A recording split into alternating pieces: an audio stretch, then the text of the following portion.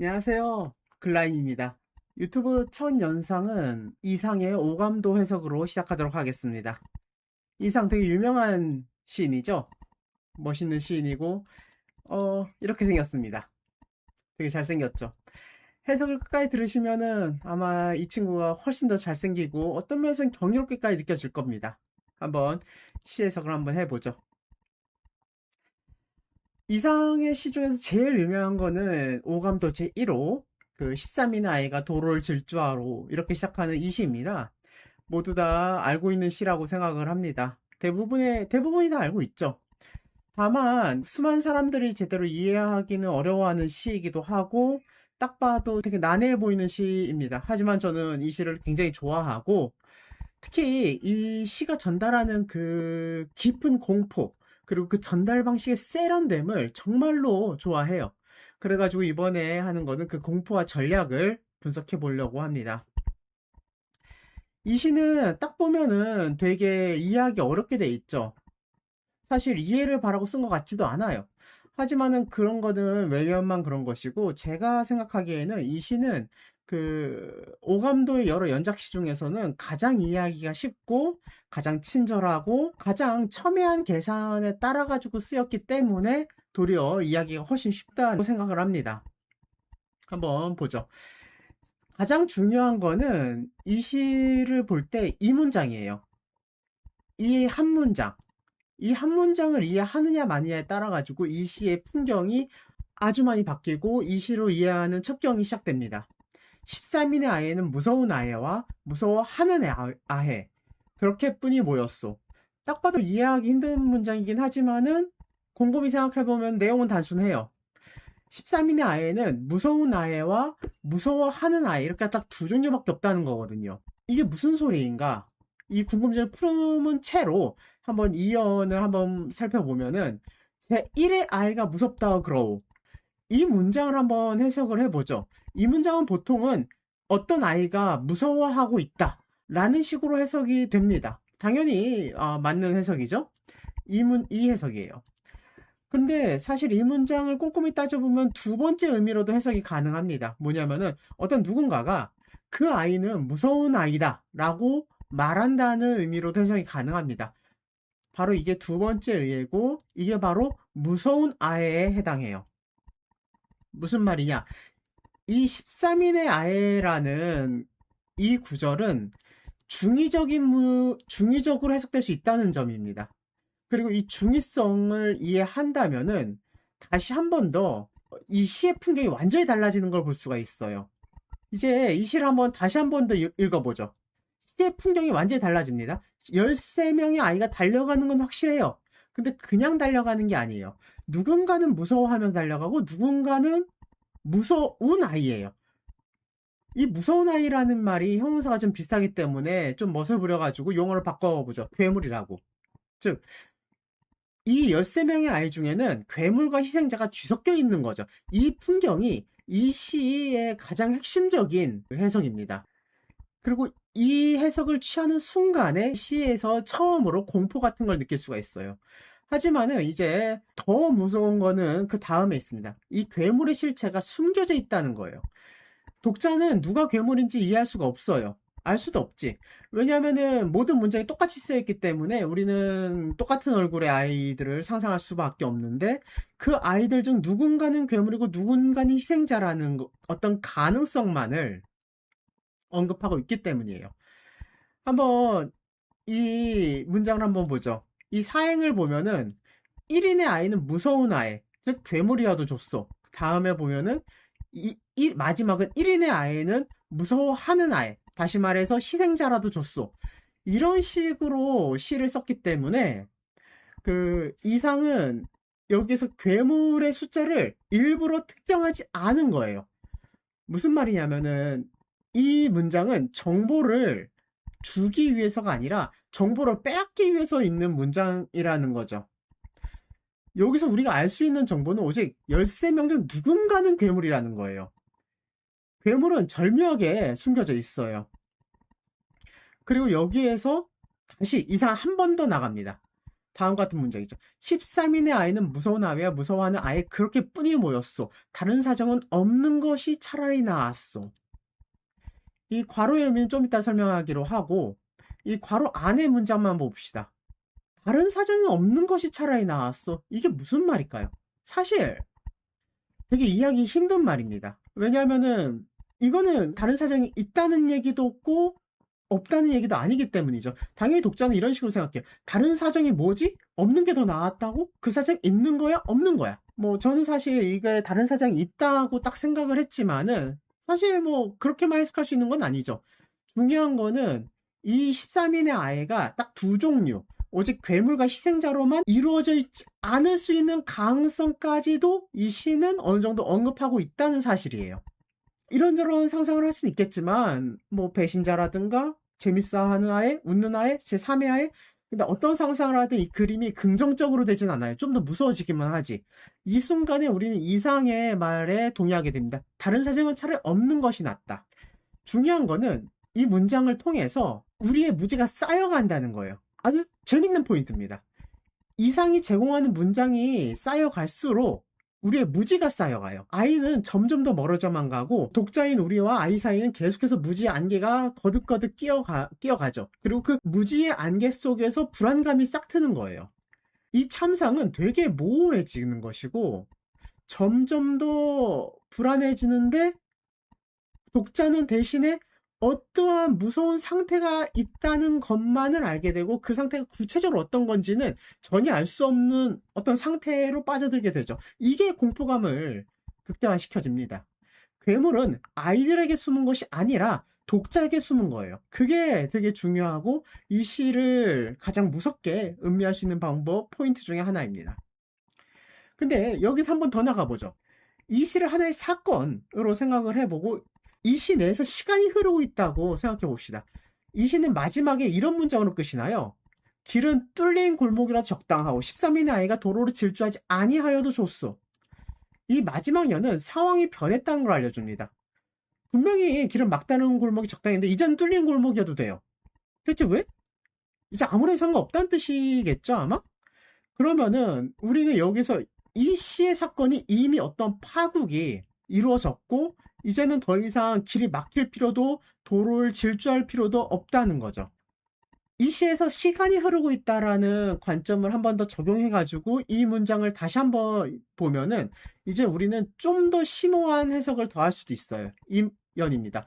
1인의 아이, 무서운 아이, 2인의 아이 이렇게 딱딱딱. 근데 이게 그냥 나열식이 아니라 시간이 흐른 것을 표현하는 거라면은 우리는 좀 더 완전히 다른 해석, 완전히 새로운 해석을 좀 더 도출할 수 있게 돼요. 즉, 이 연이 말하고 있는 거는 행을 거듭할수록 괴물의 숫자가 많아지고 희생의 숫자가 줄어들고 있다는 거라고 말이에요. 즉, 처음에는 무서운 아이, 괴물이 1인의 아이였어요. 근데 마지막 연에 가면은 희생자가 1인의 아이가 돼요. 괴물이 하나하나씩 늘어나는 거죠. 이게 이런 식으로 순차로 한다고 하면은 원래 본 문장은 이렇게 거대한 24개 문장일 가능성이 있습니다. 이 24개 문장이 하나하나 차곡차곡차곡 이제 진행이 되는 거죠. 괴물이 1인, 2인, 3인 하면서 이렇게 늘어나고 희생자는 12인부터 1인으로 줄어드는 거야. 이 14행의 전체 연 중에서 앞뒤만 잘라가지고 딱 4행으로 떴다는 것이 정말 대단한 천재성이고 약간 가장 고전적이고 가장 중요한 시의 규칙을 따르고 있다고 봐야겠죠. 그는 불필요한 문장을 쓰지 않았어요. 사실 이런 식으로 생각을 하면은 이제 좀 새로워지는 거는 13이라는 숫자예요. 되게 많은 사람들이 이 13이라는 숫자에 굉장히 많은 의미를 부여하고 있다는 건 알고 있는데 저는 여러 가지 상징적인 해석들은 약간 반박받을 수도 없는 그러한 해석이니까 좀 받아들이지 않는다 하더라도 저는 이 13이 하필 홀수라는 것 정도에 좀 집중을 하고 싶긴 했어요. 짝수가 아니라는 거죠. 무슨 말이냐면 괴물과 희생자의 숫자는 언제나 절반이 될 순 없어요. 어딘가 뭐 하나 많아야 된다는 거죠. 뭐 되게 재미있죠. 이 13번째 아이는 아마 마지막 아이가 아니라 딱 중간의 아이, 거울의 위치를 차지하고 있는 아이일 수도 있겠지만은 이 해석은 넘어갑시다. 지금 중요한 거는 그게 아니라 이 시의 공포에 관련된 문제예요. 자, 이 시에서 시간이 흐르고 있다고 봅시다. 그러면은 이제 마지막 연이 드디어 좀 이해하게 돼요. 13인의 아이가 돌을 질주하지 아니하여도 줬소. 이거는 제가 보기에는 굉장히 많은 비명이 들리고 많은 소동과 많은 추격이 일어난 다음에 갑자기 조용해진 바다를 비추는 것 같아요. 배가 난파된 후에 바다 같은 거죠. 저는 이거를 속삭이는 듯한 나레이션으로 읽는데 어떤 참혹한 비명이 들렸었어요. 사실 그 비명이 들렸는지도 확실치는 않아요. 하지만 있었던 것 같긴 해. 어떤 불안하고 모호한 기분만을 느낄 수 있죠. 13명의 아이가 미친 듯이 달리고 있고 그 중에 괴물은 있는데 희생자가 몇 명인지도 모르고 괴물이 몇 명인지도 몰라요. 그리고 막다른 길목이었고 그리고 끝에서 무슨 일이 벌어졌을까? 몰라요. 우리는 알 수가 없죠. 다만 파국이 벌어졌다는 것, 이미 사건이 끝났다는 것만 미뤄 짐작할 수 있습니다. 왜냐하면은 이제 도로를 질주하지 아니해도 되거든요. 이제 아이들은 평화로워졌는지 어떤 일이 끊었는지 알 수 없습니다. 게다가 이 막다른 골목이 아니어도 된다고 하는 거 보면 이미 아무도 질주하지 않은 뚫린 길의 이미지를 비추고 있는 거거든요. 여기는 아무 사건도 일어나지 않죠. 아주 조용하고 평화롭고 방금 전까지 일어났던 참사를 그저 예감 혹은 기억하고 있을 뿐인 조용한 골목이에요. 들리는 소리는 아마도 까마귀 울음소리 정도 들릴까 말까 할 겁니다. 여기까지가 오감도의 내용 분석입니다. 한마디로 말해서 이 시는 전반적으로 추격신을 그린 시인 거죠. 이 시가 추격신이라는 걸 아는 것이 가장 중요한 부분이고 그거를 아는 것만으로도 이 시를 음미하는 데는 굉장히 많은 도움이 됩니다만은 좀 더 저는 약간 기법, 특히 그 중에서도 먼저 시점에 대해서 좀 얘기하고 싶어요. 왜냐면 이 시점이 기가 막히거든요.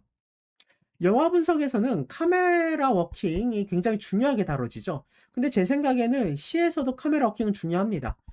왜냐하면은 그 시의 한 문장들은 그 자체로 카메라가 비춘 영상인 것이고 그 자체로 카메라가 어디에서 그걸 비추고 있는지 카메라의 시점도 고정하기 때문이에요. 특히 이 시 같은 경우는 카메라 시점이 상당히 고정되어 있죠. 왜냐하면은 제목 때문에 그렇습니다. 오감도. 많이들 아실 겁니다. 그 건축 도면을 볼 때 제일 위에 상단에서 이렇게 굽어보는 것을 조감도라고 부르는데 이거를 그 이상은 살짝 비틀어서 세 조자를 까마귀 오자로 바꿔서 오감도라고 지은 거예요. 그러니까 당연히 조감도의 뷰, 즉 항공 카메라 뷰를 강요하고 있죠. 제목 자체가. 근데 사실 이게 제목만 가지고 이 뷰가 만들어지는 건 아닙니다. 이걸 한번 보죠. 1년, 처음 년을 보죠. 13인 아이가 도로로 질주하여 길은 맑다는 골목이 적당하오.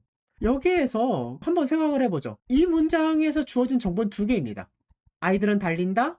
그리고 골목은 막다른 골목이다. 그리고 이 두 가지 정보를 동시에 머릿속에 떠올리고자 할 때 가능한 그림은 딱 두 개밖에 없어요. 이렇게 두 개죠. 하나는 그 길거리 뷰입니다. 약간 달린 아이들을 뒤에 위치해가지고 아이들 등 뒤에서 카메라를 잡고 있고 그 아이들의 눈앞에 막다른 골목이 있는 그런 영화 포스터 같은 뷰죠. 저는 이 카메라 워킹은 틀렸다고 생각을 해요. 그러니까 무슨 말이냐면은 이상이 일부러 이 카메라 워킹은 부정했다고 말하고 싶어요. 왜냐하면은 첫 번째 그림에서는 아이들 바로 눈앞에 그 막다른 골목이 있어야 되기 때문에 그 아이들이 막다른 골목을 알 수 있거든요. 이 부분이 굉장히 큰 시감상의 차이를 가져옵니다. 두 번째 그림, 항공뷰라고 가정을 하면은 아이들은 자신들이 달리는 길이 막다른 골목인지 모를 수밖에 없어요. 이게 굉장히 중요한 포인트가 됩니다.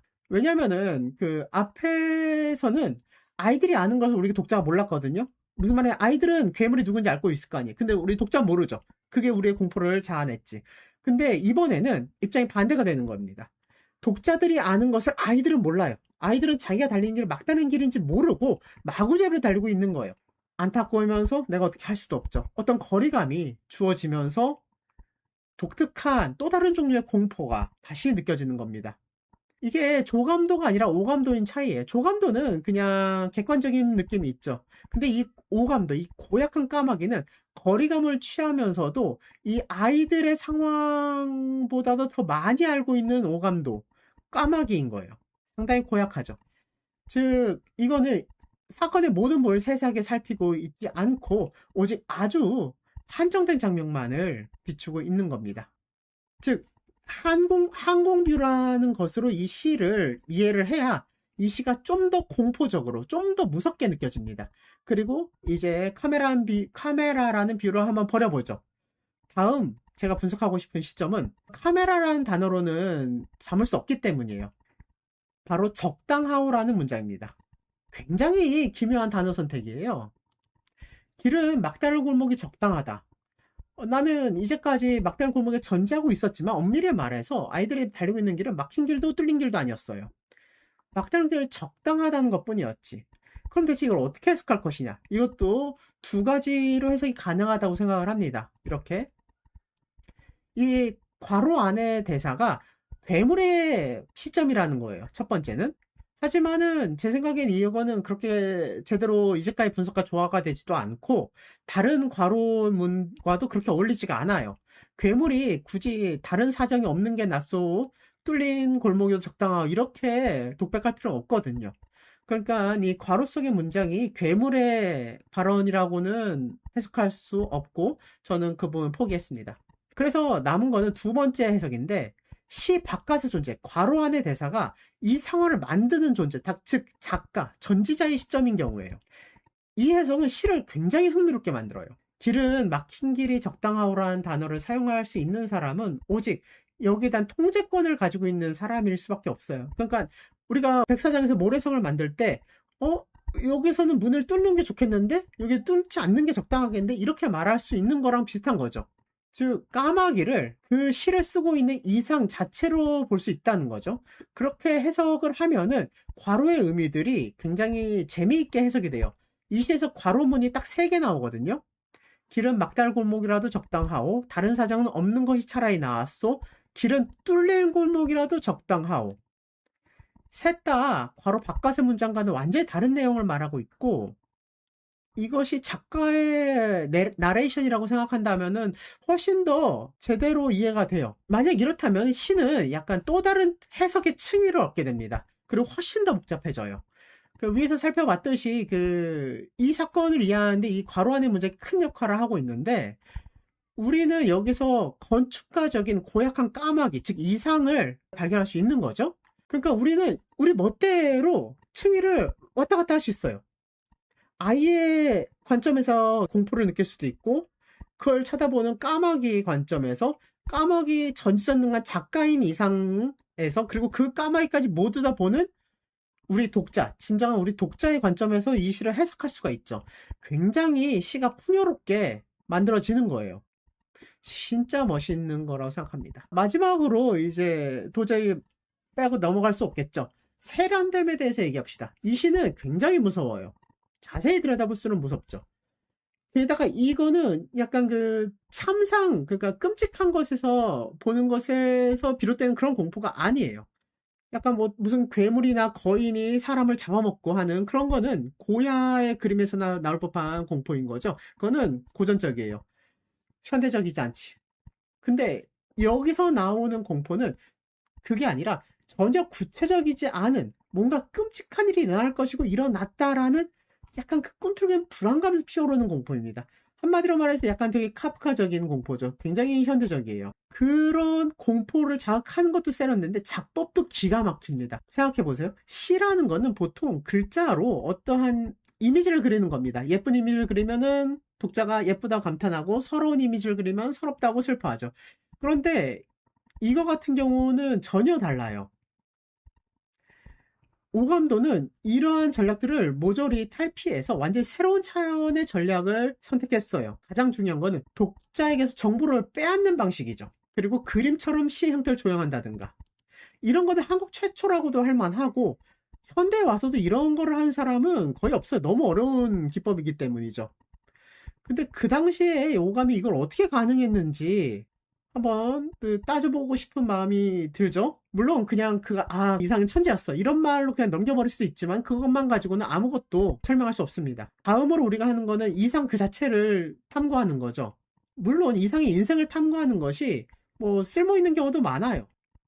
이상의 인생은 상당히 많이 알려져 있는데 여러 기록을 통해서 우리한테 잘 알려진 대로 이 시는 되게 이상의 성격을 되게 많이 담긴 했습니다. 근본 없는 불안감, 건축가적인 강박, 거울과 반복에 대한 선호, 그리고 뭐 기독교주의적인 것도 좀 있었죠.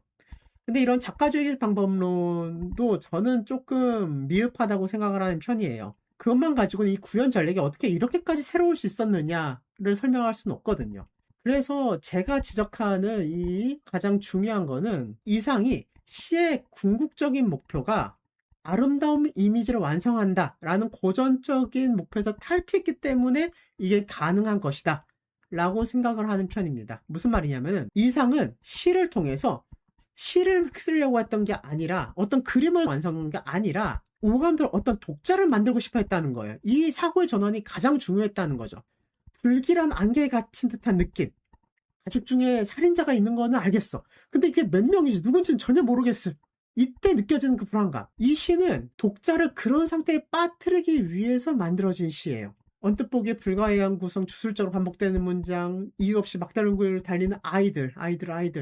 시를 이해하지 않아도 무섭고 그로테스크한 느낌이 드는 게 맞죠. 하지만 중요한 건 시를 이해하면 노력할수록 덫에 걸리듯이 더더욱 무섭고 기괴하고 모호한 안개 속에 계속해서 빠져들기만 한다는 점이에요. 이거는 시를 정말로 이해하려고 노력할 때 얻어지는 몰 이해입니다. 좀 재밌죠? 이해하면 할수록 이해할 수 없게 되는 거야. 그리고 그 이해할 수 없음에서 공포는 피어나요. 다시 말해서 이상은 작품을 완성한 것이 아니라 작품을 통해서 꼭 지 같은 독자를 만들어낸 거죠. 이상의 작품은 오감을 읽는 독자 그 자체라고 볼 수 있어요. 다시 말해 그는 무거운 시를 쓴 게 아니라 무서워지는 시를 썼어요. 그가 기존의 시들과 완전히 다른 것을 바라본 게 바로 이 점인 거죠. 정말 대단하다고 밖에는 생각할 수가 없습니다.